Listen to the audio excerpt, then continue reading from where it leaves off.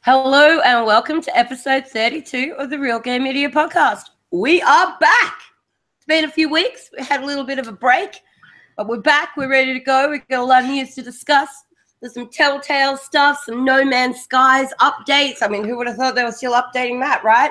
Some PlayerUnknown Battlegrounds information, Horizon Zero Dawn, the Frozen Wilds release dates, Fallout 4 Game of the Year edition, Middle-earth Shadow of War news, whole ton of games stuff to discuss. Bit of PlayStation Plus and PS4 shenanigans, price rises and software update details. And then, of course, we'll wrap up with our Netflix and chill and what grinds my gears segment. But before we get that far, let's introduce today's panelists, starting with Mr. Julius Malco. Hey everyone, how's it going? It's good to be back. We did have a little bit of a break. It was well deserved. Had a lot going on the homestead, and good to be back again. We've got a ton of news to go through, so let's get it going. I love that as soon as your comms have been fine for the last 10 minutes. As soon as I do your intro, your comms just were trash. Moving across to Mr. Samuel Tolbert. Hey everybody, we have been gone for a little while on a little bit of a break, but we are back and we are ready to get this show on the road. There is a metric ton of games news and games releases. If you thought you were getting a bit of a break from the deluge, well, just pat yourself on the back and set yourself straight because the games releases are not stopping. Fall came early this year and it's going to keep on rolling. But guess what? So are we. Let's go. Okay. Eric. It's Eric Jackson, nonetheless. What kind of energy do I need to come in with? I was going to do my Quiet Storm impersonation, like soothing radio voice. How's it going? That works. It depends on how much you want me to follow you. I mean, Anybody playing some games? How's it going out there? No, seriously. No, I'm happy to be here. Really excited to be here. Hope everybody's having a good weekend. Playing games, enjoying, and yeah, let's get going. Yeah, it's been a good minute since we've had you on. I mean, you've had these things that apparently are more important than the Real Game Media Podcast, like family and work and stuff like that. I don't understand your priority system, but yeah, at least you made time for us today, right? Look, I don't make the rules, man. This thing called life gives zero F's about how I feel about anything. Since we're at 8 o'clock, I said 0 F's. I didn't want to, Yeah. We're a family-friendly show. We're skirting it. We're family-friendly around here. Yeah, you're remembering what podcast you're on. That's good. Yeah. So, All right. Let's just hook straight in then, shall we? What's everybody been playing? We'll do the usual. We'll go around the table in the same. What have you been playing? Has it been something other than Halo? You've got to come up with a different one, because it should be like, have I played anything other than Titanfall 2? But no. Well, for a while it was the Division. I mean, at least you're consistent, right? This is true. Well, it was the Division for the longest time. Then I got back into Halo. Yeah. So, no, been still playing some Titanfall 2. However, GTA 5, Grand Theft Auto 5 was 50% off this week, so I picked that up. Nice. Got back into Killer Instinct for a little bit. I had to blow the dust off of my my fight stick. That was fun to get into. Played a little bit of Mortal Kombat X, Injustice 2. What else is there? A little bit of Forza Horizon 3. So yeah, quite a bunch of games I was playing this week. You were playing Horizon. Which one? Horizon 3. Yeah. Forza. Yeah, right. Okay. For a second there, I thought he said Horizon Zero Dawn. I was like, when did you get a PlayStation? When did you get cool? No, that happened. No, Forza Horizon 3. Right. Okay. Fair enough. Samuel, what have you been playing? So I've been playing a few games. I have been playing a lot of Total War Warhammer in prep for the sequel, which launches in September. I'm really, really looking forward to that. I think Creative Assembly is on a roll. I have been playing the Batman Telltale game. Without spoilers, it's fantastic. It's up there close to Wolf Among Us, in my opinion, in terms of their best games. You really need to play it, especially, obviously, if you're a Batman comic book fan. But even if you're not quite so, just give it a go. I think you'll really enjoy it. They subvert a lot of the usual tropes and expectations. They really play on the player's senses a bit, I would say. So it's very good, very well worth a playthrough. It is good. Exactly. Let's see here. Oh, I've also been playing this tiny little game. Maybe you heard of it, called Fortnite. Holy crap! This thing came out of nowhere, without a lot of fanfare after it was announced a really long time ago. And I know, Bella, that you probably want to talk a lot about it, so I won't steal too much of your thunder. But I've really been enjoying it. The gameplay and the feedback system in terms of encouraging the player to move forward through the grind have really surprised me in terms of just how much fun it is to just tear stuff apart and then build stuff back up. It actually is really satisfying the way they handle it. But yeah, and then I've also been playing a little bit of Gears and a little bit of Titanfall 2. Right. That's a reasonable guess. So Mick, I guess it's not too bad. Eric, what have you been playing? Let's see. Simulator? Fatherhood the Simulator? Actually, truth be told, in Fatherhood the Simulator, I've been playing a lot of Super Mario 3D World with my daughter. And granted, we play the same level over and over and over and over and over, but that's how you start training, with the training wheels on, and she's actually pretty good at the game. Or becoming good at those levels, I should say, and figuring her way around. So that's actually been really awesome watching that. And legit, she actually was playing through some of the first parts of Kingdom Hearts. Just fighting that's my niece. That's my niece right there. Yeah, it was actually, we have some video. I was shocked. She's just fighting some of the enemies. She kind of knew where to go. I was telling her which way to go, and it's pretty impressive for her. Video of this and you haven't sent it to me yet? What's that? You have video of this and you haven't sent it to me yet? I'll get right on it. I apologize. Yeah. I'll send that over immediately. You're rectifying that as soon as we finish the podcast. But it was pretty impressive. I was like, this is my girl. So that is awesome. Yeah. So outside of that, I wrapped up on a few games over the last couple of weeks in Transistor and Bastion in preparation to play Pyre, which I'm really looking forward to. Supergiant is hands down one of my favorite developers, just a super talented developer. It probably doesn't get a lot of recognition, or enough, I should say. But those games are amazing. But over the last week, I've played probably two of the coolest, most amazing games I've played in a while. One being What Remains of Edith Finch, which was amazing. Oh. Yeah, really, really good game, and I'm going to be doing another playthrough on that. And we'll actually do a double dip, because I think the developer deserves it, hands down. And then other than that, playing this little title some of you may have heard of, Hellblade, which I just finished last night. Oh, yes. Yeah. I can't speak highly enough of Hellblade for a lot of reasons. Again, Ninja Theory, another one of my favorite developers. Most of you know I've been pining for them to bring Enslaved to back compatibility. Hasn't happened yet, but we'll keep the torch burning. But they have something really special in their hands with Hellblade. So I implore people to go out and play it, pick it up. It's $30. Like, it's amazing that this game is $30. Yeah, right. So yeah, and I'm hoping that it does well for them. They could really be onto something with rethinking how single player content is delivered. In a very in a cool way, and showing that single player content does indeed still have value. People still want it. So yeah, but I can't recommend the game enough for its lore. Sam, knowing that you are very much into Greek mythology, Norse mythology is kind of in line with a lot of it. Just from the excitement standpoint, it's very rich and steeped in Norse mythology. And nice. No, do not talk him into playing any other game. I need him there to grind and get my resources up on Fortnite for me. Thank you. So that's what I've been playing. I can't speak highly enough of those two games, What Remains of Edith Finch and Hellblade. Nice. Awesome. So you are actually, if I can just interject really quickly, you're like the fourth person to praise both Hellblade and What Remains of Edith Finch. So I'm going to have to find a way to fit those in the schedule somehow. And good thing is, I know schedules are busy, but what's great about them is they're not long. I mean, and I would tell people, if you're going to play What Remains of Edith Finch, try to do it in one playthrough. It really adds to the proceedings and what you're doing in the game. And it's about 2.5 hours, almost 3 hours. So that's not impossible to do. No, that's not too bad. Yeah, I was just going to ask how long it was for the playthrough, but that's good to know.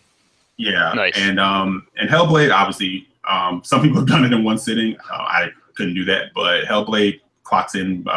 If you're trying to find everything, you could probably be in there taking your time about 8 hours. Okay. Kind of blitz through it. It's about 5 or 6. Nice. So, yep. Excellent. So that's what I'm playing. How about you, Bells? Well, oh my god, I've been having so much fun gaming. So I've been playing, as mentioned before, Fortnite, a game that I totally did not expect to enjoy. I don't mind the grind in games, every now and again, but I'm not a grind-based person when it comes to my, the typical kind of games that I would play.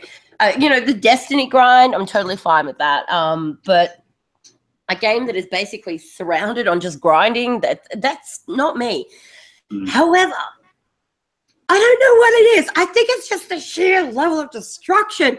I go out and I got this big pickaxe and I'm like smashing down walls and floors and ceilings, and then there's nothing, absolutely nothing. There's no foundation, nothing of what once was this huge big hotel.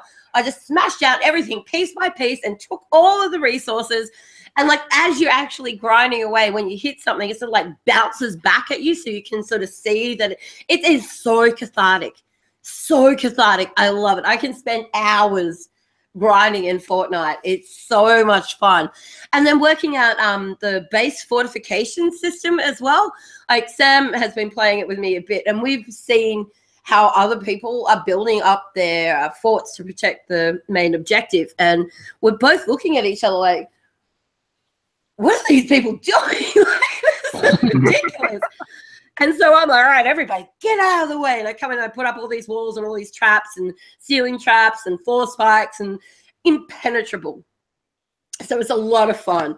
The skill trees are extremely excessive. So it's taking me a little while to figure out exactly what path I want to head in that regard, because the skill trees are just off the chain with how many things are in them, but it's a lot of fun. Oh, and then they have llamas instead of loot crates. So when you get your loot crate, effectively, it's a llama that's hanging like a piñata, and you get to smash it open and all the goodies come out. Oh, I think it's just the mindless destruction that gets me. It's a lot of fun. So what else have I been playing apart from that? I tried out the multiplayer beta for Final Fantasy 15 Comrades. Look, it's a beta, so I'm not gonna say anything negative about it, because it is a beta, but I just feel like there was a massive opportunity missed there. And if for anybody who wants to be able to play multiplayer and not know anything about it, just tune out for the next 30 seconds. I feel like playing as a Kingsguard obviously has its merits, a lot of fun, but I didn't want to play as the Kingsguard in Final Fantasy 15. I wanted to play as Noctis or Ignis or Gladio or a guard, even Prompto, more than I wanted to play as the Kingsguard, So I felt like that was a massive opportunity missed, but the gameplay's fun, and it's nice to be able to play Final Fantasy 15 with my friends, so there's that at least. What else have I been playing? Been playing a few bits and pieces. I finally, unfortunately for my games backlog, because this is just going to make matters even worse, I ended up getting GTA 5 back again. So yep. I think I'm at somewhere between 3,000 and 4,000 hours already put into GTA 5 over the last few years. Shut up. Oh my God. Bad woman. Yeah, I love GTA. It is so much fun. Like, I know a lot of people have an issue with the game because of the way that it can be quite violent, but it's only violent if you play it violently. Like, there's so many different things that you can do, like taking trucks all the way up to, the top of Mount Chiliad, and then everybody parachutes down, and then somebody comes in with a jet and shoots you in midair. And it's so much fun. Picking up a submarine and flying it into the middle of the town, and you can do anything. The only thing that stops your fun in that game is your ability to be creative and imagine things. We have so much fun in that game. So that's why it keeps charting. Yeah, I think. Pardon? So that's why it keeps charting NPD. It really, that's exactly right. And they keep adding all these new free content to it. And I know that. I fall subject to buying shark cards myself every now and again because I'm like, oh, I really want this, but it's going to cost me 12 million and I only have 11 million. I'm sick of grinding for the day. I'm just going to buy a shark card. So I can't. I would not have any idea how much money I've actually sunk into that game with shark cards, but it's an absolute lot of money. But it's worth it. You buy your biker gang and you set up all of your little criminal centers around the place, and I have a garage. When I walked back in there yesterday after not being in there for like several months, like I almost got a little teary. I'm like, oh my God, it's so beautiful. Look at all these gorgeous cars. Like I put so much time and money into that game. Yeah, it kind of felt like a homecoming. That's awesome. I bought it like a few months ago and haven't even scratched the surface on it, shamefully. Well, you'll be able to play multiplayer with me now. Indeed. Yep. Squad up, man. Squad up. I got to carry Julius on my left shoulder, so I'll carry you on my right. Oh, you know what? I have it on PS4 though. Ugh. That's okay. I've got it on PS4 as well. I can still play with you on there. Yeah, but it's no thing. Maybe I'll pick it up on it's Xbox really also. cheap right now. It's only $30 for the game, and I think it's like $37 if you want to get that with a $1.25 million shark card. So, not that I'm trying to spruik GTA 5 or anything. So yeah, that's what I've been playing, and I'll probably be playing GTA this afternoon. Like I'm just really, really excited to be getting back into it, and almost a little scared to be getting back into it because I know how much time it can consume of my life as well. But yes, that's what I've been playing. That's the only thing with like Sam was just saying, there's so many games coming too. It's like, when do you have time for all these other awesome games that you can go back to still, Yeah, that's right. Like that's the thing. So I stopped playing GTA for a big block of time. I played all these games. It's like, oh my God. I got platinums. I got 1000s, like, completing all these different things, having all these amazing experiences and stuff like that. And now, like, I've stepped back into the world of GTA, and it's like, oh, I guess I'm probably not going to be finishing any other games for a while. That gamer ADD can be real, man. There's plenty of times I sit and look at my backlog, and I just tire myself out. I was like, I'm just going to take a nap because I can't decide what I'm going to play. Yeah. The thing I love about open world games that are team based is it's a lot more fun when you're with friends, right? Oh, absolutely. Oh, yeah. And nearly all the people that I game with every day have GTA 5. So, yeah, it was quite exciting. Like, even people who hadn't been on for ages heard that I was back on GTA 5 yesterday, and they jumped on and joined the party. And we had fun and caused a bit of ruckus and blew a lot of stuff up. It was great. No, that's awesome. All right, so let's not dwell on GTA 5 too long. Let's move straight into our first main topic section, which is recent and upcoming game releases. And we will start with Telltale's Batman, The Enemy Within, as I've been told, not to be confused with The Evil Within. The Enemy Within official trailer has been released. Who's watched it? What did you think? I watched it, and sorry, you go ahead, dude. No, jump in there.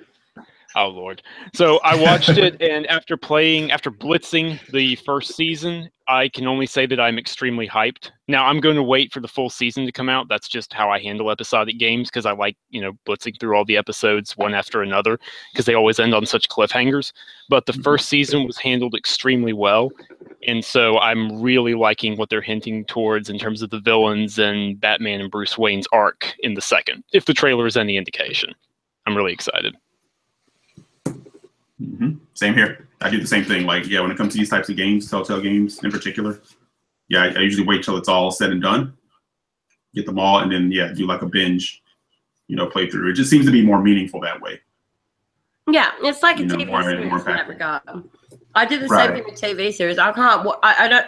I get how people can do it every week. They sit down on a Tuesday at 7:30 with their frozen microwave meal and watch the same show every week. I can see. I think I can see the appeal to that. I can't do it. I need to know now. Did they survive? Did they die? Did they get eaten by zombies? Is everybody still, I can't wait a week. I need to know now. So, yeah, I always wait until the end of the season as well. Yeah. But no, I did not watch the trailer because I'm in this thing now where I think sometimes these things, they show too much. And based on what I played in, the first part, I didn't really need to see any more because I already knew I was going to dive into it. So, but I'm excited for it, and I'm pretty sure they'll deliver. So, we had a conversation about that at work with trailers, like game trailers or even movie trailers. How if you watch enough of them, enough of the variations, that you're basically ruining your experience when you get to the movie theater, exactly. Or when you get to the game and you're like, oh yeah, well I already know what the story arc is, and I know that this is going to happen, and these are the cool stuff has already been shown, and it's like you go and you experience it, and it's less impactful than when you go and you actually play the game, and you're like, oh, there's this twist here, and this happens there, and you were kind of in the dark going into it. So I'm almost to the point where I'm gonna read about what games are coming out, but not necessarily look at the trailers, because I don't want to get disappointed or have my expectations raised to a level, and then when you get to play it, you're like, yeah, well, it wasn't that great, right? See, Right. now the Anchorman would disagree with you on that. Well, I know he would. But from we're not going to relive that.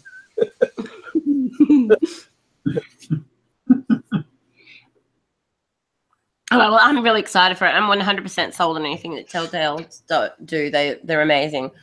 They have such a great way of literally drawing you into a story and making you feel connected to the characters and having a sense of ownership and responsibility for the story. So I'm really looking forward to it. Mm-hmm. The only thing I would say is I still wish that they would do something about their engine. Yes, Yeah. agreed. It's time. Yeah. It's time. You've made enough money. It's time. Those games, the frame rate should not be struggling on the PS4, Xbox One. There's no excuse. Totally. Yep. No, let's go. Come on, guys. So, Yeah. but that's my only critique. Other than that, no, they deliver. So Absolutely. So speaking of games that didn't actually deliver, although kind of did, but not what they thought, what we all thought we were going to get. No Man's Sky, Atlas Rises update, patch notes have been released. They're actually adding some multiplayer stuff. Do we not feel like that ship's already sailed? I think it depends on who you talk to. And if you talk to people who actually played it, some of them seem satisfied with the updates. But the people who seem to be the loudest are those who haven't played it. How that whole weird console war thing goes. But flip side of that, flip side of that though. I have an opinion, but I've never played it. Well, yeah, that's how it goes. I always find that so funny. Like, I heard that game's trash. Did you play it? Of course not, but it's trash. Everyone's telling me it's trash. Okay. Sure. Yeah. So, but as far as has the ship sailed, I guess it depends on the person. I mean, it's weird. It's like one side of it, hey, it's cool that they're still working on it. They put their heads down and are trying to deliver on it. But yeah, I don't know. I mean, I don't own the game. Haven't really had any desire to grab it. All I can really do is echo what you're saying, Eric. Like, on the one hand, absolutely, it's a fantastic thing that they're giving it not just, stability updates, but a big update, like actually allowing, 16 players to play in multiplayer, or some sort of campaign that has about 30 hours of story content, new types of bases, ships. That's fantastic. That is a huge overall. That's more content than most paid expansions or paid DLCs have nowadays. So that needs to be commended. But at the same time, regardless of whichever way you slice it, the game's launch was misleading. The marketing was misleading. That's based in fact. So I don't know. This is a very weird situation, one that I hope doesn't become a precedent, but I will say that overall I'm optimistic that they're at least taking the right steps. They're doing the right things to try and endear themselves to the player base. And it could be worse than that. They could have abandoned it. So they need to be commended for that. Hopefully they've learned their lesson given the critical reception and the fact that sales took a jump off a cliff last year. I'd say that makes them learn their lesson. There has to be a strong enough user base still out there that, made it worthwhile to do this.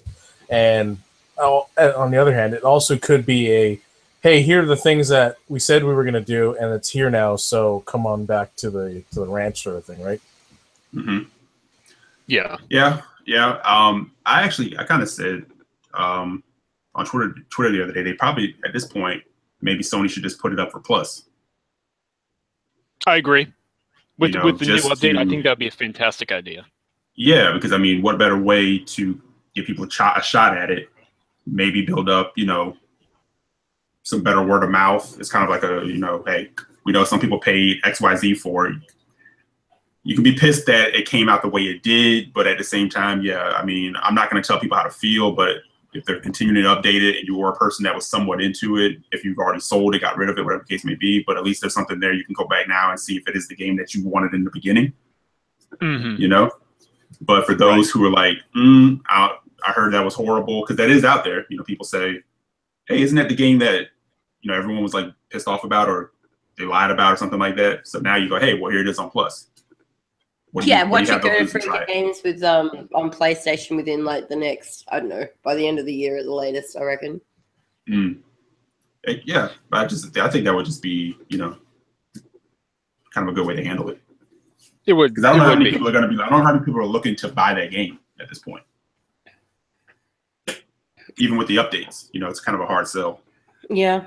Well, you should be able to get it for a good price if you do want to jump back in. So there's that. Yeah, I think right now it's on sale for $23. And the reason I said what I did about the Plus thing, someone's like, it's still too expensive. Like, ooh, it's like, okay, come on. At a certain point here, let's be reasonable. Right. But it also makes the case for maybe Sony needs to look into having a preview program of sorts. That game seems like it'll be a perfect game for a preview type thing. That's a very good point. Indeed. So. Oh, well, hopefully a few people will load it back up now the update's out, try it, provide feedback on what they think of the improvements.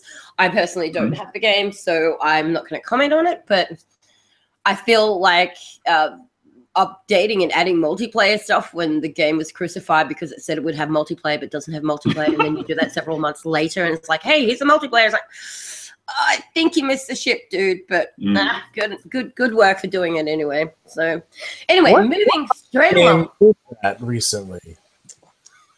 What was that? What other game did that recently that I haven't touched since multiplayer's been added to it? Yeah, I know. Playgrounds. I haven't been back either. They burnt. Oh, I forgot I owned that game. Yeah. I'm not even joking. I'm like, oh crap, I do own Playgrounds, don't I? Yeah. So actually, we should play some of that one afternoon now that we can actually play against each other. Anywho, moving on from No Man's Sky to PlayerUnknown's Battlegrounds with the highest peak player count of any non-Valve game on Steam. That's pretty impressive. And I have to say that the hype surrounding the release on Xbox later this year is massive. Everybody that I talk to at the moment is like, Bella, do you know when it's coming out? When's PUBG coming out? Bella, come on, surely you know when it's coming out. I'm like, people, no, I don't know when it's coming out. I'm sure there'll be an announcement soon. Like, everyone's super hyped for this game. Yeah, this juggernaut just keeps on rolling. It's unstoppable. It keeps on climbing. I actually checked the Steam statistics earlier today, a few hours ago, and they're even higher than when that news was released. It's absolutely insane. It's going to have a huge community on Xbox, just like Steam, when it launches later this year. And honestly, I think it's one of the few games that the release date isn't going to do it much damage depending on when it comes out. I mean, I still don't think it should release the week of Call of Duty. Obviously, that would be a very good idea. That would be a very bad idea, excuse me. But other than that, it can pretty much go wherever it wants. Now, there is crossplay between PC and Xbox, right? Planned, yeah. It may not be there at launch, but because they're working out the details of mouse and keyboard and servers and all that. But right, okay, cool. But yeah, it will be there eventually, and it'll probably function like Gears of War, where you have the option to engage in crossplay, or you have the option to turn it off. That'd be my guess. PUBG. I can't wait. I can't bloody wait. I like calling it PUBG. It sounds like like a British rapper from the 90s. PUBG. Yeah, I can't wait either. It's going to be a lot of fun. I love watching. That's the cool thing, though. It's a very easy game to watch in terms of you don't get bored watching it because the battleground changes, right? So you're like, all right, they're gonna move on and see how far they can get. Mm-hmm. Yeah, I just want to lay in the grass with a sniper rifle and kill everyone. Just wait for them to make that daring dash across the open field. Mine. There he is. Yeah. So the shenanigans will be real. Another game, well, DLC two-way game, as it would be, that I cannot wait to get my hands on, is Horizon Zero Dawn: The Frozen Wilds. It's had a release date, which confuses me. I believe the release date is November 7th. I'm not entirely sure what you were thinking, Guerrilla Games, but I mean, they've obviously got some statistical data backing up why November 7th would be a great idea to release DLC for a game. But I mean, I'm going to buy it. I'm going to be playing it day one. Oh, yeah, same. You guys have all played, well, Julius hasn't played Horizon Zero Dawn because he has bootleg PS on his PC. But you guys have played it, right? Oh, yeah, and I'm really looking forward to it. Taking us further north than the main game, it's fantastic. It's just, I don't think it was a great idea to release this DLC Call of Duty week on the very same day the X comes out. Yeah, that confuses me. That was kind of disappointing. Because realistically, I'll probably have to put the DLC off until about December, which I think would have been a better release date, but it is what it is. I'll still pick it up. I'll still play it. Yeah. I think in that regard, I don't know, because I think you have two very different camps when it comes to, I mean, you'll have the people like us who have played it, who are multi-console owners, but if people who don't have intentions on getting an X, well, the Call of Duty thing is definitely real, even though I do still think Call of Duty will do big, but I still think people will be rocking Destiny, and then people will probably have their eyes on Battlefront 2. Call of Duty is probably going to have to earn back, a good portion of immediate players. Oh, for sure. They have an uphill battle, but it's still, they're still starting from a very high position is the thing. Right. And then I saw something today in all the mix and flurry on Twitter of stuff. I guess people are pissed off at something Call of Duty's doing, something loot something. Hang on. People are annoyed at Call of Duty? Tell me more. Yeah, go figure, right? More at 10 after the podcast. Yeah. I'm not sure what it was, but I saw some people saying they were canceling pre-orders and everything else. I don't know. I'm not looking at Call of Duty anyway, so I just kind of look past it. But to my initial point, it is an odd day to release that, but I think their thinking is probably, they have a good player base with that. And I think, being that it's a DLC and not their official game, if they were launching Horizon Zero Dawn in that window, I'd be like, what are they doing? But it's a DLC. True enough. Of a game that already has people talking, or people have talked and it has an interest. So I think you kind of do it now because it's far enough out from the game, but you can also probably going into the holiday, spark some interest, get people talking about it again. Those who may be getting PlayStations over the holiday already have them. Or Black Friday, say, hey, I've been hearing about this game Horizon. Can I get that? And then, you know, they're not really worried about people like us because, I should say people like us, but like you just said, Sam, you know, you might be holding off on it, but hey, as long as you come in, they're okay with that. Yeah, you know, for sure. I mean, I have tremendous faith in anything and everything that Guerrilla Games do, so they'll have a reason for it. I just don't understand what the reason is, but there will be a reason for it. So anyway, that is coming out soon. Anybody who has Horizon Zero Dawn, make sure you have space for the DLC coming out November 7th. If you don't have Horizon Zero Dawn, you need to slap yourself and rectify that situation immediately. Anchor's got words about that too. Oh, I've already spoken to Anchor about that, and he and I are just going to have to agree to disagree. So moving on from Horizon Zero Dawn to Fallout 4, Game of the Year Edition has been announced. This has been met with a lot of conflict, mainly from people who are addicts of Fallout 4. They're like, oh my God, I'm going to have to play through it again. Are there going to be more achievements? So yeah, there's been a bit of concern from people who just really, really want to walk away from that game. I have a friend of mine on Xbox, Zane, who has played through, got the 1000 on Xbox and then got the platinum for it on PlayStation. So he has put some serious hours into that game. And then the Game of the Year edition was announced. He's like, oh my God, please don't have it. Let it have trophies. Please don't let it have trophies. I need to walk away from this game. Stop. So I think it's, you know, obviously it's great for anybody who hasn't played through it yet. You get everything all in one bundle. So I loved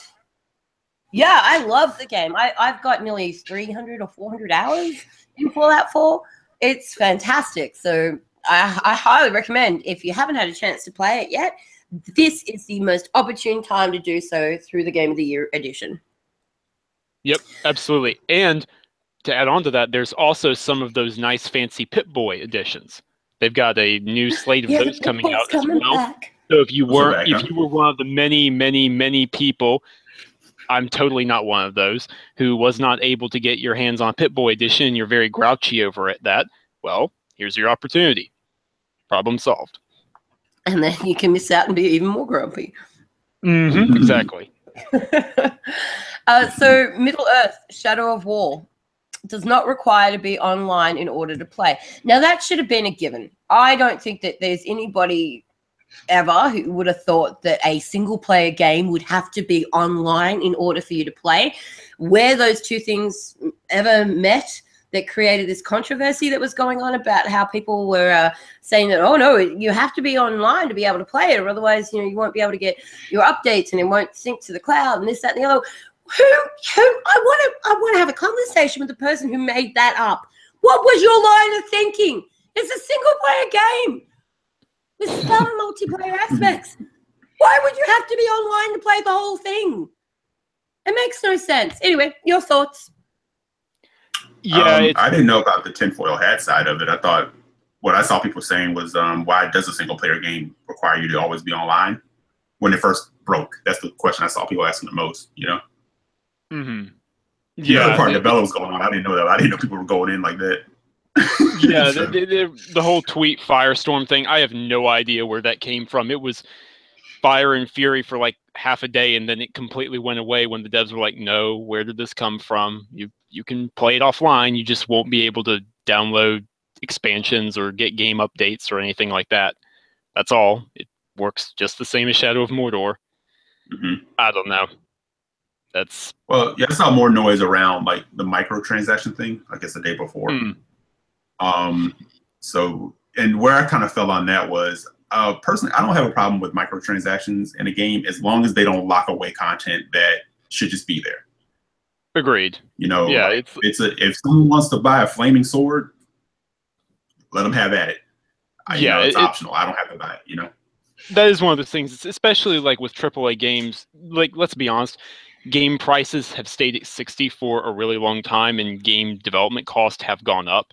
So it's a very tricky situation because we don't just want to be buying $80 or $90 games in US dollars and freedom bucks right out the gate.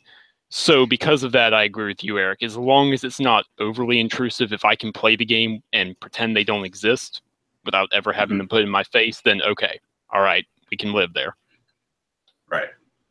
Because I mean, people play games on their phones and stuff for like 99 cents, and then there's like content like locked away that you can't get to, but they continue playing the free version. They don't seem to be that pissed. But I guess when you get into a $60 game, it's when people kind of go, nothing should be wrong. Right, but you should be able to play the entire game. Right. So yeah. So as long as it's like if it's cosmetic or it's even if somebody in a single player game like that, if someone's playing to kind of like get ahead and boost their stats because they don't feel like grinding something, okay, fine. But as long as it's not forced, then it's no harm, no foul. Make money however you can because you're right. Development costs are higher. People are cheaper. In most cases. So yeah. Yeah. Absolutely. That's kind of how I fall on it. But it's definitely when it pops up, it's definitely a question for concern. You should always nothing wrong with asking like, well, okay, what does that mean? Oh, absolutely. There's going to be microtransactions, Always raise an eyebrow. Absolutely. Right. Exactly. So. Indeed. Well, I mean, I'm really looking forward to the game. I have heard nothing but good reports about it. Sam, I believe you actually got to play some of it at E3. No, it wasn't playable, but I did get a special showing behind closed doors. More expanded combat and how the storyline works and how the improvements made to the Nemesis system. Just as an example, so you both have played Shadow of Mordor, so you remember all the crazy different combinations of orcs and how any random grunt could end up becoming your worst nightmare. Mm-hmm. Mm-hmm. Well, so they said there were a few thousand combinations for orcs in Shadow of Mordor in terms of character traits and weapons and skin tone names, all that stuff.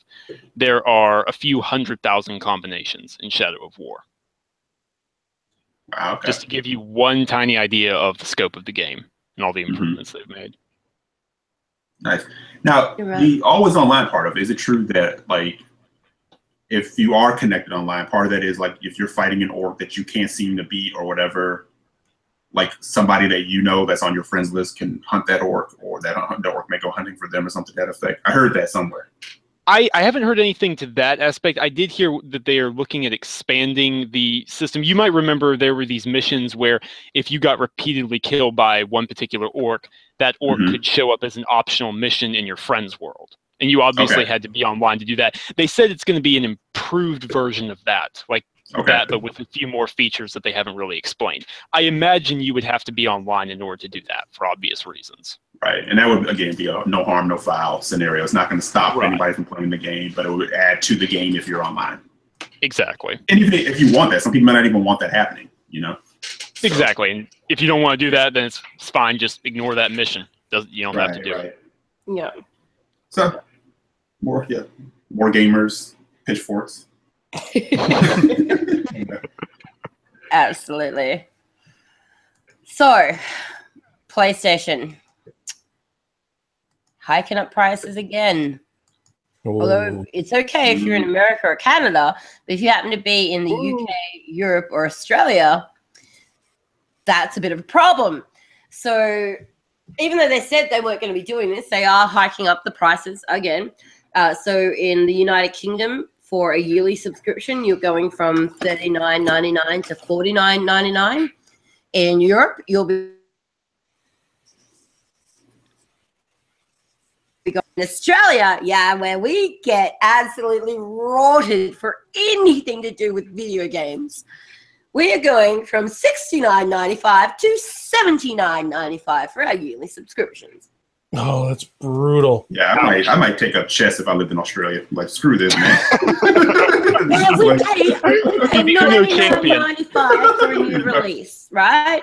$99.95 for a new release. We pay $80 a year for our subscription to Xbox Live. Currently, we've been paying $70. We're about to be paying $80 for our PlayStation. If you're a dual console owner, the amount of money that you have to pay just to play 2 games and keep your Live and PSN subscriptions up is amazing. You can buy a whole new console. Oh, wait. Is it what grinds my gears? Yeah, what grinds my gears came early today. Yeah, no kidding. But honestly, everyone seems to forget that the U.S. and Canada raised their prices last year. Yeah, but not by this much. No, it's not. But the thing is, pretty crazy. So you pay that high of a price for both digital and physical games? Oh yeah. See, this is the thing that, well, this could be what grinds my gears thing, but it should not cost the same as physical. I think that just blows my mind. I actually disagree with that. Oh, you do? I do, because of game sharing. Oh, okay, yeah. If you take that into account, yeah, that is fair. You are definitely getting a better deal. Yeah, okay. Folks did not know they were going to get a debate tonight. Shut down. I'll go sit down now. Yeah, well, when you think about it, you're getting two people that get to play the one game at full price. How is that?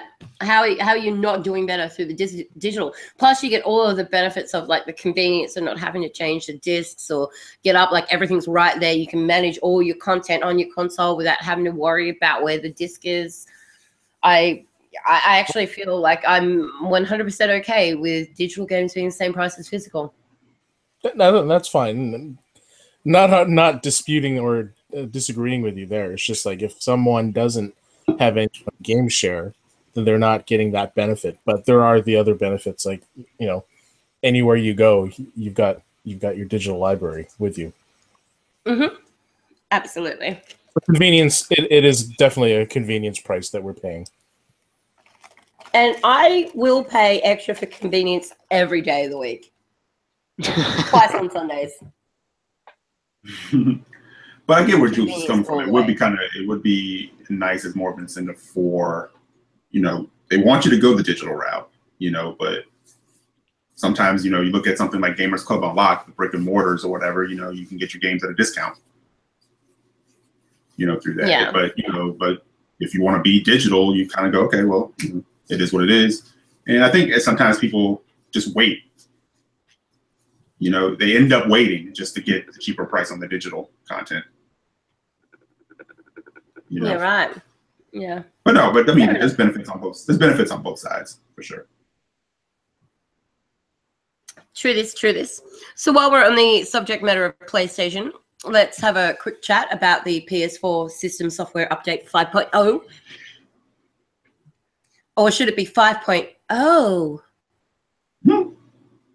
Well, I mean, it's good because 5.0 is always a fantastic. Well, the numbered releases like 2.0, 3.0, 4.0 have been really big updates that added a lot of features. A big overhaul to the system. Right. But the details. When that zero is there, you expect big things, right?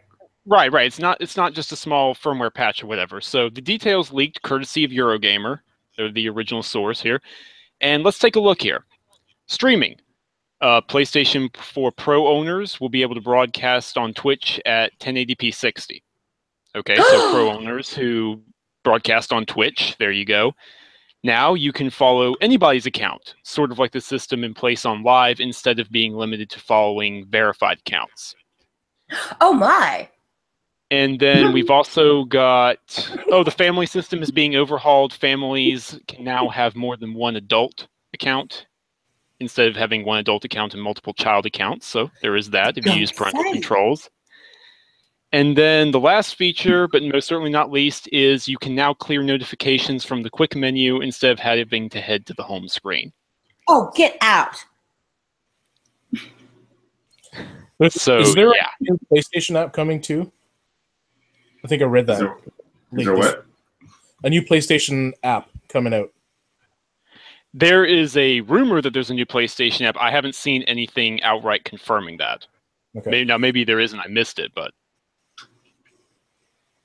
So, Bella, you don't think these features are bangers? Did my level of sarcasm not come through effectively? Bella's like, I'm going to file all these under who gives a F. Yeah, the number of F's given are, look, a 0, just like 5.0. They're in the file under F. Then the other ones are under U. Yeah, I'm like, come on, Sony. Come on. What are you doing? That could be like 4.3 or something. It doesn't need to be 5.0. It's all excited and shit. Yeah. And then it's just like, you can like clear your notifications quicker. Oh, woohoo! When am I going to be able to change my PSN? That's the thing I love I laugh and I love every freaking time there's like an update announced, like the major updates, not the small ones, but people are like, name change is coming. Oh, maybe this time. No. Oh, maybe like, this time. No. It's like people, I gotta tell you, I don't think that's happening. So. Lordy Lord. Okay. Yeah. So I'm sorry, Booby Squeeze 1999. You're stuck for a while, but. That's right, It's so I can change my gamer tag to that one. So. Yeah, I'll be Daddy's home 247 for the foreseeable. Yeah. Oh, goodness. So, yeah, PlayStation is up to a little bit of shenanigans lately, hiking up prices, making updates sound bigger than they are. Mm-hmm. And, you know, a lot of this stuff is actually mainly focused towards the Pro as well. Those updates are going to be optimized on the Pro, not necessarily just the PS4.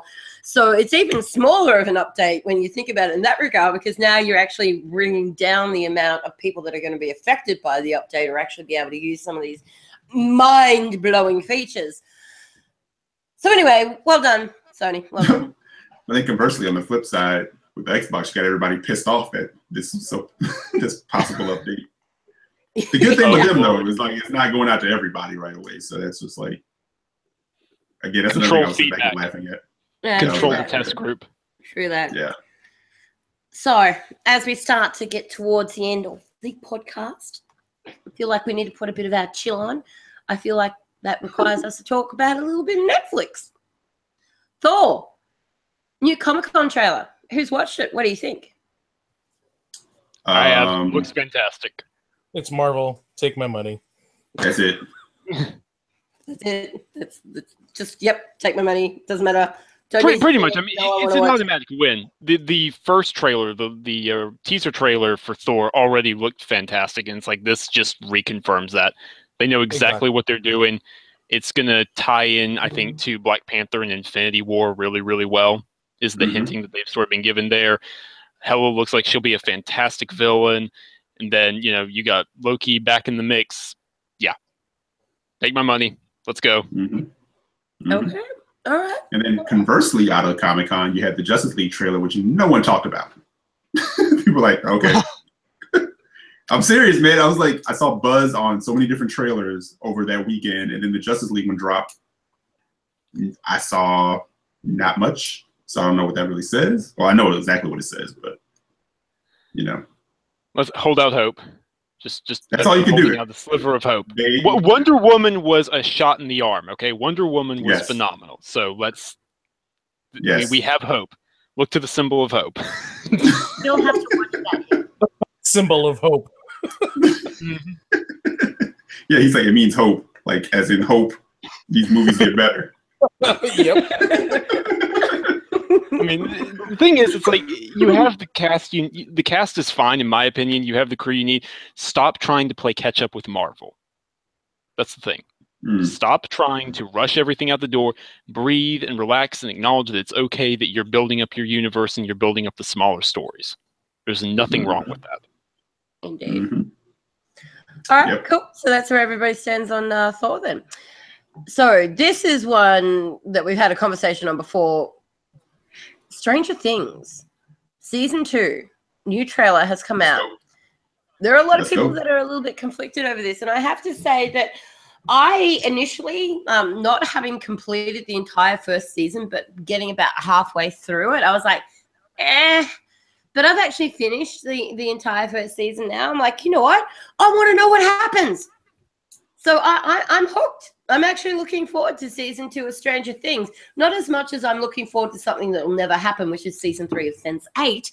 But yes, I'm looking forward to Stranger Things Season 2. Or Castlevania Season 2. I see. I haven't watched Season 1. Castlevania Season 2. Well, looking forward to that as well. I think Netflix is on a roll. I think they know what they're doing, and I think Stranger Things is... I don't want to give anything away in case you're one of the people listening who hasn't actually finished the first season or hasn't watched it yet, but it's fantastic. You need to correct that. But again, like I said, I did not watch the trailer that dropped. You're Actually, right. let me say this. I started it, and I said, this seems like it's about to become very spoilerish, or however you want to say it. You just created Yeah. Or spoilery, however you want to say it. So I bailed. I was like, nope. Not gonna ruin my good time. Okay, fair enough. Doesn't that sound better than spoiler laden or spoiler rich? Spoiler. Spoiler works. Yeah, that's a good one. So yeah. Just making up words and shit. Yeah, man. But no, but I am looking forward to Stranger Things. Like Sam said, Netflix, man. Netflix is like, talk about a company that gives like 0 Fs. They're like, we're taking all the chips. Yeah, they really have been. You know? They've been nailing it lately, and their Netflix original series just keep getting better and better and better. Mm-hmm. And but you guys heard what Disney's going to pull, right? Yeah, they're pulling their movies and stuff, right? Disney movies will not be a part of Netflix in 2019. They've seen the success of Netflix, and they're launching their own streaming service. What? I'm not going to be able to watch Disney on Netflix late at night? Oh. Well, you should care because that includes Marvel movies and Star Wars. No, they said, from what I understand, that's going to be staying. Oh, really? That stuff will stay. It's just the Disney movies and animated like programming stuff is going to be pulled. Okay, I'm mistaken. From what I understand, Marvel and Star Wars is safe. That's from what I understand. But okay, good. Things can change. So yeah. Just Mickey Mouse. Mickey Mouse is in trouble. You're good to go. Right. So, but I think they just Netflix just purchased, I think, Mark Millar's company. Yeah. It does like all the I'm drawing a blank right now. Anyway, sorry. Anywho, long story short, Netflix doing great. More good stuff coming up. Lots of also other things that are not so great that are coming up is again in Australia. Everybody get ready to bend over. Netflix is getting increased by $3 next month. Yeah. So put your pennies aside because your PlayStation's about to go up and your Netflix is about to increase. You're going to need an additional, I think if we even it out, you're going to need like an additional $4 a month for your subscription for PlayStation and Netflix. They raised it to $10.99 in Canada. Yeah, well, we're going up to $13.99 a month here for Netflix. Mm-hmm. Yeah, it's great. It's brilliant. We're in peaceful land. We cause problems with no one. Why are you charging us so much for everything? You're going to make us really cranky, and then you're going to make us want to have a war. Stop charging us extra. It's those. Right. On that note, what grinds my gears? Let's move straight into it before we wrap up. Who would like to lead in this week? Someone volunteer themselves or all voluntold you. I've got two. First of all, Windows updates when you snooze it, and then it doesn't tell you that it's going to reboot, and it kicks you out of the podcast. That's what happened. I was like, yep, this is my IT guy, people. This is my IT guy. Second of all, PlayStation Plus grinds my gears. What is on paper probably a great idea that you can stream all these games. PlayStation Plus or PlayStation Now? You meant PlayStation Now. PlayStation Now. What seems to be a great idea on paper, when it works great. When it doesn't work and it just gives you this blue screen where it's like, hey, yeah, I'm going to load this game, and like half an hour later it doesn't. And then you go to tweet PlayStation support and they're like, oh, here's a support page that has absolutely nothing to do with the error that you're having. And then it boils down to just waiting until the game finally loads after trying to load it for 4 or 5 times. So garbage, just buy a PlayStation. Just buy a PlayStation 4. Can you take your own advice, please, and get that done already?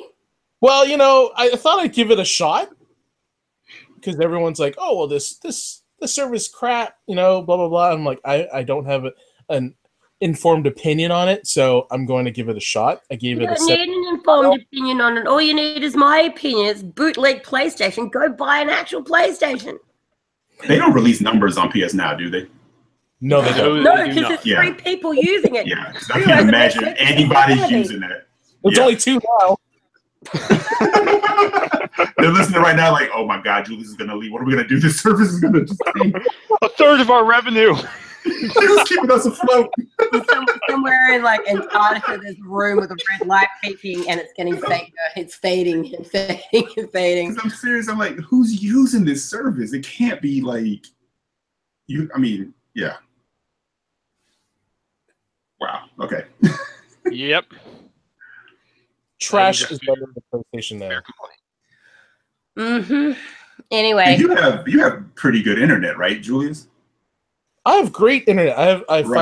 fiber optic connection, 300 down, 150 up. Right. Like, I can have like tons of devices on my network. Nothing slows down, and then this, yeah. except you can't hold a connection in Justice or Mortal Kombat or BlazBlue Australia. or. Not, it's not my internet. That's everything in between. No, that's what I'm saying. Like, you have good internet. So imagine, like, you're trying to use the service, but I imagine, like, who else is using the service that maybe has spotty internet? Oh. You know, it just doesn't sound like a good idea. But when it works, it's great. Like, I played Street Fighter 4 Ultra for like 2 hours, and I had no problems with like inputs, no lag inputs, no issues with like frame rate drops. It was great. But Yeah, it sounds fantastic. Mhm. That was really compelling. Thank you. Eric, what grinds your gears this week? GameStop. Oh, I mean, hang on. Let me see. Straight and shit. tons of reasons. I mean, we can do a whole podcast on what grinds your gears about GameStop. But in particular, this case is I have beautiful flip money I'm sitting on to buy a Nintendo Switch, right? Mm-hmm. But I can't buy a Nintendo Switch from GameStop. Why? Because they hoard all of their allotment of consoles to sell, what time is it, 9:02? Bullshit bundles. People. Yep. You're clear, Marked up. clear on the BS. Yeah, marked up bundles and like and it's just insane. It's just like I just want to walk in, use the credit that I got, buy a Switch, walk out, go to Best Buy, and use my Gamers Club Unlocked to buy the games. Why can't I do that? Because it's a thing you should be able to do. Yeah, because GameStop's full of crap. And I thought it was so hilarious. And Sam, you might remember when people were saying this, like, I didn't do the flip because I think it's a little bit dishonest. And I'm like, you're talking about GameStop. Like, who cares? I had some very interesting facial reactions that probably look like when you fall asleep creating your character in Mass Effect Andromeda and all the sliders go crazy. When I saw some people saying that, like, no, all that goes out the window. This is GameStop we're talking about here. They would sell you for a dime and then charge you for it if they could. And here's the thing, right? Here's the thing. You'd do that. You'd walk out the store, then decide, hang on, I've made a bad choice. Turn around, walk back in and go, hang on, I want to hand this back in and get my credits back. And I'm like, all right, well, we'll give you $3.95. $3.95. Yeah. Or what I love about them is you take the game up front, put it on the counter, and say, I'd like this game, please. They go in the drawer. They pull a game out of an envelope, put it in your case, and they say, here you go. It's new. That is not a new game. Mm-mm. That's right. But even if you walk out with a sealed game and walk back in with said sealed game, it's now secondhand. How? That blows my mind. It has your plastic. This is GameStop plastic on it. Are you telling me your stuff is secondhand? Well, the moment you touched it. That logic, though. Like, we can stand behind the counter and touch it all we want. See, look at us touching it. Look at us touching it. It's still new. Now you touch it. It's now secondhand. Come on. I found it hilarious when people were saying it was a moral issue, like, of doing the GameStop flip. I'm like, I will go flip every weekend on them. Yep. Because ultimately, too, I'm getting credit from them. I'm going to take it back to the store and spend money. But, yeah, I can't walk in and buy a Switch. Because of the bundles, because they want to hold all of it to sell like bundles, ridiculous bundles with people. Yeah, and on top of that, it's even more ridiculous. You can't even buy gift cards with your GameStop credit that you've gotten from flipping, and then use it to go buy a Switch from Best Buy or Amazon. You can only buy gift cards, with actual cash. It's like, really? Mm-hmm. Yeah. So they thought all that through. Well, Alcohol Cost on Twitter said that if you do the Amazon Cash, like you get like a barcode or whatever, you can take that in and you can have them put the credit there. I think you tried that, Sam, didn't you? And they said no, right? I tried it. They will not honor it. Nope. Maybe something didn't come down the line. Perhaps I don't know, but no. For now, they are not honoring that, even if that's what's supposed to happen. Those scumbags. That's what grinds my gears because they're a bunch of tools. Fair enough. Fair enough. I'm telling you, man, that flip was beautiful. But now I can't use it. Catharsis. Pure, utter catharsis. Yeah. All right, Sam, what's been grinding your gears? Well, I'm with Eric 110%. I just want to say that. I've got your back there, bud. Absolutely. Thank you. But in terms of what's been grinding my gears, okay, so we kind of hinted this earlier. Look, I love you, Telltale. I love the stories you tell. Some of them are better than others. Batman was extremely good. I love Batman. But for the love of all that is good and holy, fix your darn engine. I'm serious here. Mm-hmm. I did not play Batman the Telltale series Season 1 on an Xbox or a PS4 or the 360 or anything like that. I played it on a top-of-the-line gaming computer with thousands of dollars of hardware over several years put into it. Loaded up, running super sampled 1440p, 144 frames a second. I'm like, yes, this is beautiful, fantastic. And we've got loading and hitching problems. This thing is running from an i7 with an SSD. There's no hitching problems. This is not on a hardware end. There is no way your engine should be capable of manufacturing these problems, and yet it is. It may be a minor thing, but this is utterly ridiculous. You've somehow managed to reverse the concept of foolproofing something, and you have foolproofed your errors and loading times into any future hardware that gets thrown at it. This is absurd. I know you're rolling in money because of how much of a success you are. Fix your engine. Mm-hmm. There we have it. Telltale Games. You've heard it here for probably 457,000 times over the last 3 years. Fix your engine. Okay, so what grinds my gears is an issue that I've had happen a couple of times, but more so recently with the installation of Final Fantasy 15 multiplayer beta, which is something that I have been bursting to get my hands on. So you can imagine that I was hoping that it would install faster than usual, which would never happen, on the Australian bootleg kangaroo potato internet that I have to deal with. And I believe I was at about 80% installed. So according to the install, because the install itself, there was an issue with it. Like everything else, all my updates were coming through perfectly.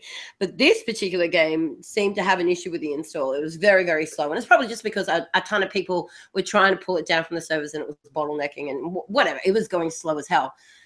About 80% done. It reckons it has only 5 or 4 hours left. I'm like, excellent. I'm going to be able to play this afternoon. It's going to be fantastic. So my cat, it's like, ooh, PlayStation. It's very warm behind there. Let me get in there and cuddle it. So she like crawls in behind my PlayStation, lays down. I'm like, no. Oh, okay. She hasn't pulled anything out. It'll be fine. And then the big stretch. Stretches up, pulls the power cord out. Now, the power cord has been disconnected for all of about 10 seconds by the time I get it plugged back in, right? 10 seconds. I'm like, okay, it shouldn't be a big deal. Power's out by 10 seconds. I mean, when my Xbox loses power, it just comes back and goes, oh, you're at 49%. Let's start at 49% and continues installing. You would expect that the same thing would happen on your PlayStation. Oh, no. No, I turned my PlayStation back on, and instead of after 2 days of installation only having 4 hours left to go, I now have an estimated of 64 hours. 64 hours. It went back to scratch. It was like nothing had ever been installed. What the hell, Sony? Why? Uh-oh. Why is that even a thing? That beta, that 13 gig beta took me damn near 4 days to install. So yeah, that really grinded my gears. Mm-mm. Motion carried. I feel better now, though. Don't you all feel better? I feel like my That's good. shoulders flatter and stuff. I think we all feel better here after hearing that. Absolutely. Yeah, like next time you go to complain about how long a game is taking to install, just think how much pain I go through installing anything and then realize it's not as bad as you think it is. Never Oh, dear. ever install times or download times. Hey, you installed GTA 5 in like 2 hours yesterday. That shit takes me damn near 5 days to install. The download took less than the install. It was ridiculous. It was I was insulted. Yeah, the PlayStation app stumbles on his internet. Yeah, no kidding, right? Yeah. All right, well, on that note, we are going to wrap up.